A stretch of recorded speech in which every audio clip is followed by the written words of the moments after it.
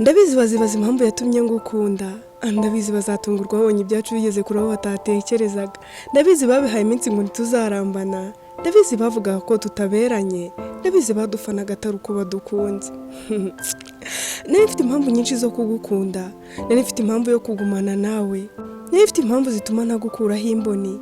Ufite impamvu yo gukundwa nanjye. Nari mfite impamvu yo kubisha ngo batagutwara. Umukunzi nifuzaga yarabonetse. Umukunzi unyuze naramuhawe. Umukunzi unyitaho yarangabiwe. Umukunzi untoza urukundo nkabaho nseka iyo ari wowe. Nubwo watinze kongeraho ngo mbohoke. Bazabyibaza icyatumye nguhitamo. Bazabyibaza bibacange bibatungure. Ariko ninjye ufite ibanga batamenya. Ninjye ufite urufunguzo rufungura ibyiza batabona. Ninjye wahiriwe abandi batashye amaramasa. Ukuba mu rukundo nawe binzamurira amarangamutima. Nkikoraho nkumva ndi igitangaza. Watitije inkingi zifashe umutima wanjye. Niyumvisha kuje nkatuza. Ntazongera kurira ukundi. Buri gisobanuro cy'ubuzima buri mu rukundo. Mbere nabaga nigunze ntazi iyo bigana. Mbere nari nihebye ntazi amaherezo. Mbere ntazi narirenze ko yo nitwaga nagiraga. Mbere nari mu mwijima w'icuraburindi. Mbere nahuraga mu marira y'abankinishaga. Unyita amazina menshi ntarondora. Unyita icyuzuzo nahagije amarangamutima yawe.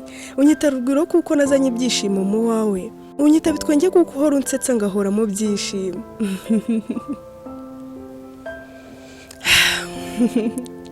Baragiye ko ijoro rihunze amanywa. Baragiye ko umwijima usimbuwe n'umucyo. Baragiye ko igitaramo cyabo gisimbuwe n'ikirori cyanjye. Baragiye ko urubavu rubonye aho rwavuye. Umwanya wabo disi. Ngukunde nteko ibi bidahagije. Numva nakugira atatu gahora ku mubiri wanjye. Numva nakugira umubavu ngahora nkwitera. Numva nakugira imboni yanjye ngahora nebera mu isi yawe. Numva nahorana nawe unganiriza kuko nahaga ijwi ryawe. Bibaho ko ngukunda ubwanjye nkiyibagirwa. Bibaho ko iyo ugiye umunota numva hashize iminsi. Bibaho ko iyo utambwiye ngo ijoro ryiza numva ntamaze ibitotsi.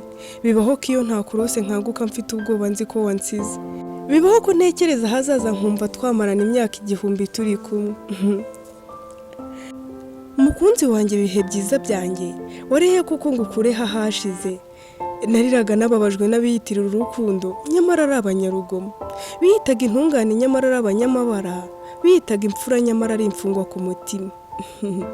Nari ntaramenya ko urukundo ruryoha. Nari ntaramenya ko urukundo rubaho. Nari ntaramenya ko urukundo umuntu atumva inzara. Nari ntaramenya ko wakunda umuntu ubwawe ukiyibagirwa. Nari ntaramenya ko guseka bibaho nahoraga mbabaye.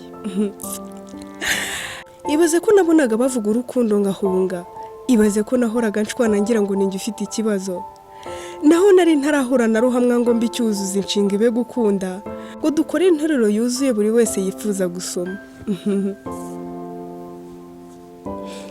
Byari bigoye kuribwa mu mutima ntashima. Byari bigoye kongera kwizera urukundo. Byari bigoye kongera guseka ngo nkuragaho ku menyo. Byari bigoye guhora mbwira inshuti zanjye ngo byongeye byanze. Mpora nsenga nsaba rugira ngo dukomeze. Mpora nifuza kutazigera nkubabaza. Ubu najya no kwa Gasana umwe usukura umujyi. Nzi neza ko ntashidikanya kandi nge wavuga. Ariko kuko biri ari uguca akavuyo. Ibyo si ngombwa kuko ntabikuziho. Gukundwaho ndakunzwe. Icyo nzakora ni umuhango uhamiriza abandi ko neruye kukuba iruhande. Gutaba mu rukundo ni ukuyoba. Kutagira umukunzi ni igikomere. Kugira benshi bakubeshya ni ukuguhiza ibisebe bidakira ku mutima.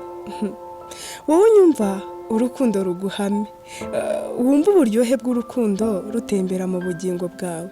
Bazabyibaza ariko ntibazabimenya. Bazabyibaza bibacange bageraho baceceke kuko uzaba batsinze icy'umutwe.